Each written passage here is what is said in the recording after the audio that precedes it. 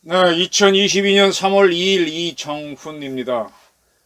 깨어있는 시민연대당 깨시연이 윤석열 후보 지지를 밝혔습니다. 그 이유가 무엇인지 한번 살펴보겠습니다. 간단합니다. 아홉이 같고 하나가 다른데 왜 같이 못 가? 그들은 그렇게 이야기했습니다. 그리고 좌와 우가 모여서 태극을 만들자. 어쨌든 지금 여당은 이재명 쪽에서 파란색을 쓰고 있습니다. 윤석열 쪽에서는 붉은색을 쓰고 있습니다. 둘이 이렇게 만나서 이렇게 돌아가면 태극이 되죠. 태극을 만들자는 겁니다. 윤석열 정부가 만들어지더라도 거기에는 건전한 야당이 필요하니까 우리는 참여하겠다. 그런 의지도 표현한 바 있습니다. 그리고 윤석열 정부가 만들어지면 깨시연은 다시 야로 돌아가겠다라는 이야기도 들었습니다.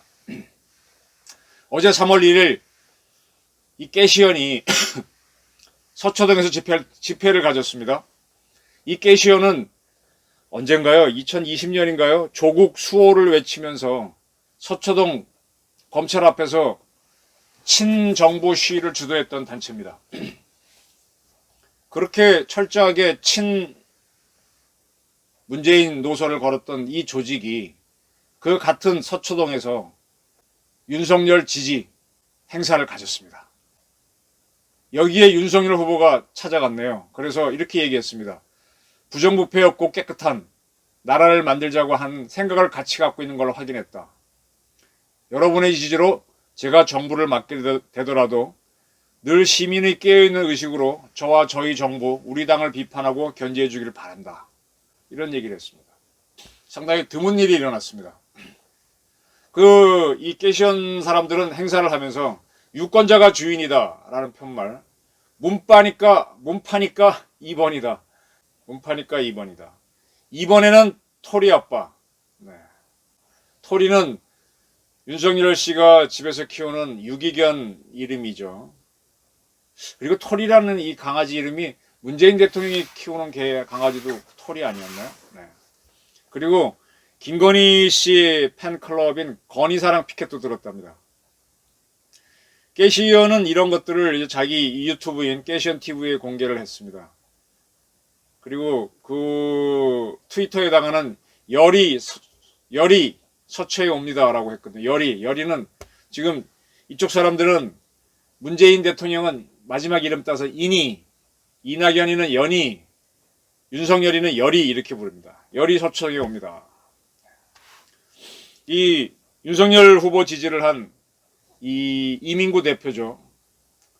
저희 문파가 윤석열 후보에게 서초의 빚이 있다. 저희가 빚을 갚겠다라고 했습니다. 서초의 빚이라고 한 거는 조국 수호 시위를 했던 겁니다. 그때는 조국이 옳다고 봤는데 조국 비리가 크다란 걸 이분들이 인정한 거죠. 좌우 빨간색과 파란색이 어우러져 이번에는 토리 아빠다. 2번이다. 서초의 빚을 두고두고 갚겠다라고 그랬습니다. 이렇게 빚을 갚겠다고 이민구 씨가 연설할 때 집회 참가자들 사이에서는 미안하다라는 외침이 나왔답니다. 저는 이민구 씨를 한 번 만났습니다. 뭐 대화까지 못하고 여러 모임 있는 자리에서 봤는데 뭐 자세한 알지 못해요. 과거에는 그 해외로 이주하는 사람들을 도와주는 그 이민 사업을 했던 사람으로 알고 있는데 그 외에는 많은 게 없습니다. 근데 이분들이 이번에만 그런 게 아니라 작년에도 작년 12월에도 계속 이재명을 비판했습니다. 왜 비판했느냐? 작년 12월에 부산에서 한 행사를 보게 되면 분명히 친문 단체인데 이재명 구탄 집회를 열었어요. 이분들은 대형 스크린하고 앰프를 켜놓고 그 형수욕설 파일을 그냥 틀어놨습니다. 그리고 막사나 학교 가자. 막사나는 막 사는 사람아 이재명을 가르치죠. 학교 가자. 학교는 이재명 씨가 중학교 고등학교 가서 그런 게 아니라 감옥 가자는 얘기죠. 구속되면 그날까지 찢는다. 찢는다는 게 뭔지는 아시죠? 그런 문구를 걸어놓고 이재명 씨를 멸칭으로 불렀죠. 그리고 이재명 변호사비 대납 사건을 터뜨렸던 이병철 씨가 그 후에 변사했는데 그분을 위해서도 많이 뛰어다녔고요. 그 이민구 씨는 그런 얘기를 하더라고요. 나는 보수가 다 엉터리인 줄 알아서 보수를 막 비판했고 그 기준으로 이 진보 세력 보니까 같이 비판을 할 게 있더라. 근데 내가 비판하는 거와 보수가 비판하는 게 거의 아홉이 같고 차이점은 노선 차이더라. 같은 걸 가지고 같이 비판하고 있었는데 팩트에 대해서는 같이 얘기할 수 있네. 이걸 발견했다라 그러더라고요.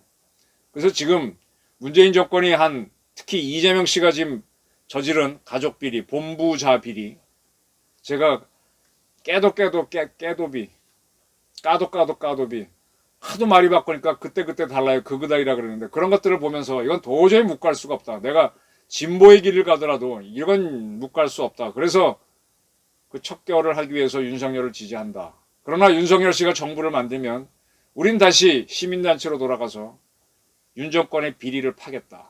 그리고 좌와 우가 팩트를 다투는 데 있어서는 같은 의견이라면 하나의 태국처럼 돌아갈 수 있다. 이런 얘기를 했습니다.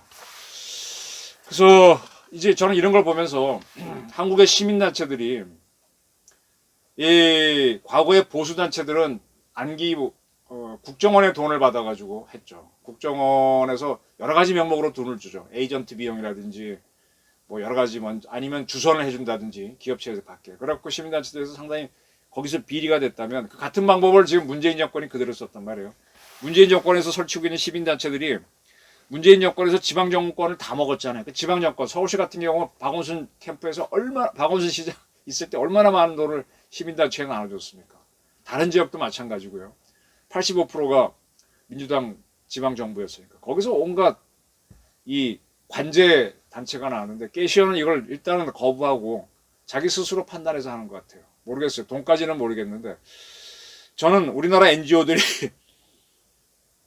비정부기구라고 하면서 정부 돈을 받는 게 가장 비겁하다고 보거든요. 그러다 보니까 돈 주는 쪽 편을 듭니다. 근데 그러지 말고 자기 스스로 판단해서 딱딱 외치고 또 스스로 돈을 만들어서 해야 된다고 봅니다. 깨시언이 윤석열을 지지하는 이유는 그들이 봐도 해도 까도비 그리고 드러날 때마다 그그달 하는 이재명을 볼 수가 없어서랍니다. 저는 이렇게 가는 길이 시민단체의 바른 길이라고 봅니다. 그리고 제가 그전에도 말씀드렸지만 우리나라 반핵단체들을 정치적이라서 제가 반대하는데 반핵단체들도 건전하게 살아남아서 원전의 문제를 지적해줘야 우리나라 원전 산업도 바로 갈 수 있습니다. 이 깨시언 같은 이렇게 기구들이 앞으로 어떻게 변할지 모르지만 더 많아지기를 정말 기대하는 바입니다. 감사합니다.